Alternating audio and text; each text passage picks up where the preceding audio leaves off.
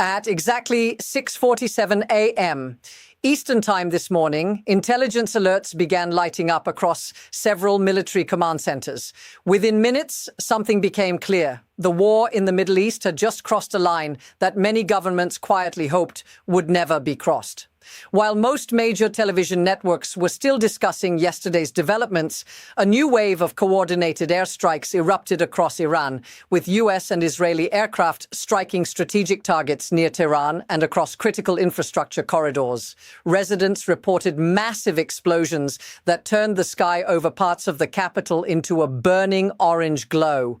But the military escalation is only part of the story, and arguably not the most dangerous part. Behind closed doors, a sudden political rupture has emerged between Washington and one of its closest allies, the United Kingdom. Former US President Donald Trump publicly blasted the British Prime Minister after Britain initially blocked the use of its military bases for the first wave of strikes. The message from Washington was unmistakable. In a war of this scale, hesitation may carry consequences. At the same time, Iran has issued a stark warning to multiple countries across the Gulf region. Any nation assisting American or Israeli military operations could become a direct target, and the conflict is already spreading.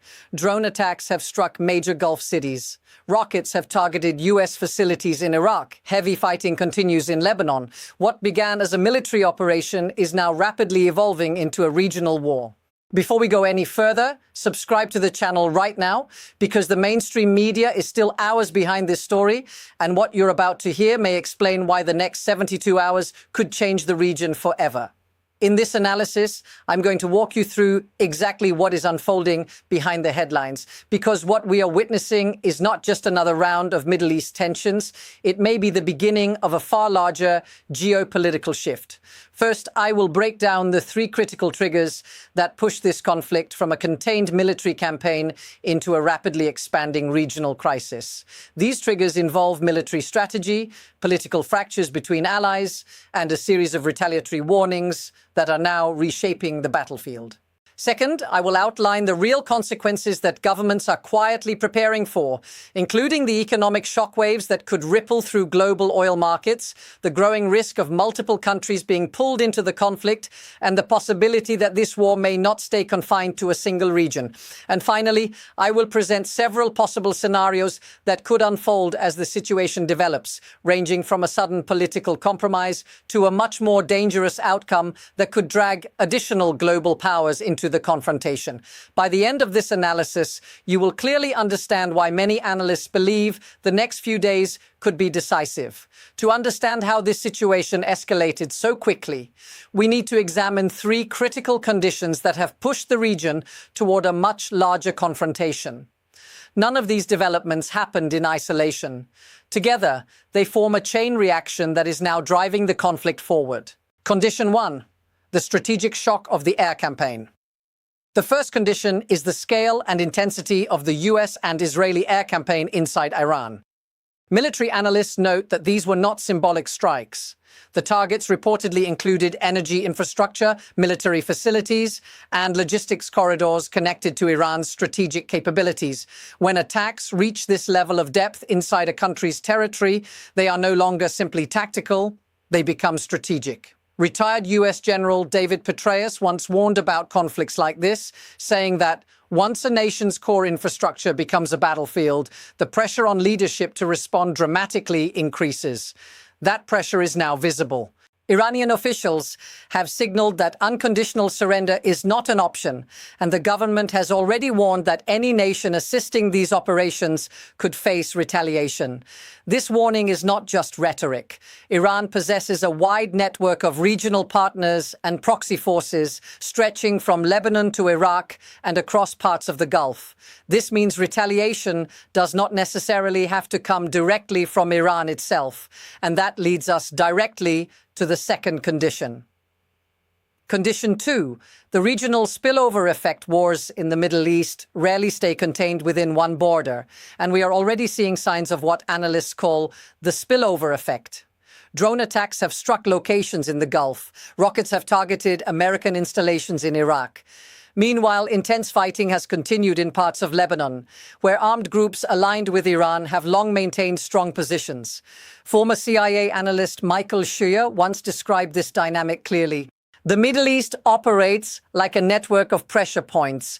When one node is hit, the shock travels through the entire system. That is exactly what we are witnessing now. Every strike inside Iran increases pressure on allied forces across the region to respond. Each retaliatory action then increases pressure on the original coalition to escalate again. This creates a dangerous cycle. Military planners call this escalation loops, a process where each side feels compelled to respond with greater force in order to maintain deterrence. If that cycle continues, the battlefield expands, and it may already be happening. Condition 3. The emerging fracture among allies. The third condition may be the most politically dangerous, cracks appearing within the Western alliance itself. When Donald Trump publicly criticized the British Prime Minister for initially refusing to allow US strikes to launch from British bases, it revealed something deeper than a simple diplomatic disagreement. It revealed different risk calculations among allies. Some governments appear willing to escalate quickly. Others are deeply concerned that a wider war could destabilize the entire region and trigger massive economic consequences. Renowned economist Nouriel Roubini has repeatedly warned that a major Middle East conflict could trigger a severe shock to global energy markets, saying that a disruption to Gulf energy infrastructure would send oil prices sharply upward and ripple through the entire global economy. This is why governments are watching the situation so carefully. The Middle East remains the center of the world's energy transportation network. A prolonged conflict involving multiple states could disrupt shipping lanes, energy exports, and financial markets. In other words, the consequences would not remain regional. They would become global. Evidence of escalation already appearing. When analysts step back and look at the broader pattern, several warning signs become clear. First, military operations are expanding geographically. Strikes, drone attacks, and rocket launches have now been reported across several different countries. Second, civilian areas are increasingly affected. When conflicts reach this stage, infrastructure, cities, and transportation systems often become indirect targets. Third, political rhetoric on all sides is becoming more absolute. Words like surrender, retaliation, and defense of sovereignty signal that leaders are framing the conflict in existential terms. And when wars are framed that way, compromise becomes harder. Let me pause here for a moment. If you're starting to understand just how serious this situation could become, hit the like button right now. It helps more people see this analysis, and it signals that viewers are paying attention to what may be one of the most important geopolitical developments unfolding right now. Because what we've discussed so far explains how the conflict escalated. But the bigger question is what happens next. And the answer to that question depends on which path the region takes in the coming days. At this moment, the entire situation is moving toward a critical point. Military operations are continuing, diplomatic tensions are rising, and multiple governments are quietly preparing for what could happen when the current phase of the conflict reaches its breaking point. Strategists are now discussing 3 realistic scenarios that could unfold in the coming days.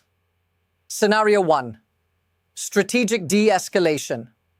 The first scenario is a controlled de-escalation through political pressure and indirect negotiations.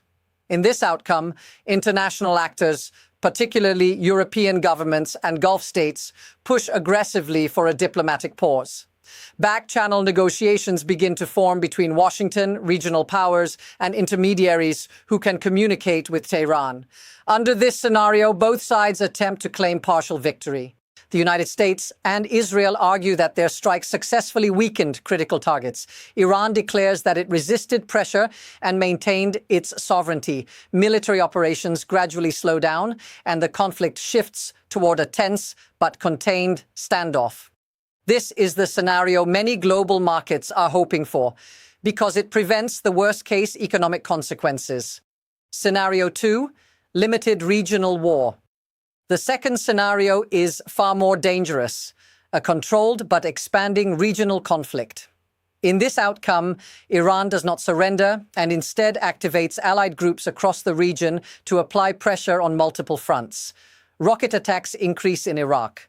Armed groups in Lebanon intensify operations against Israeli forces. Drone strikes continue against strategic locations in the Gulf. The goal in this strategy is not immediate victory. Instead, it is attrition, forcing the opposing coalition to fight on several fronts at once while raising the political and economic cost of continuing the war.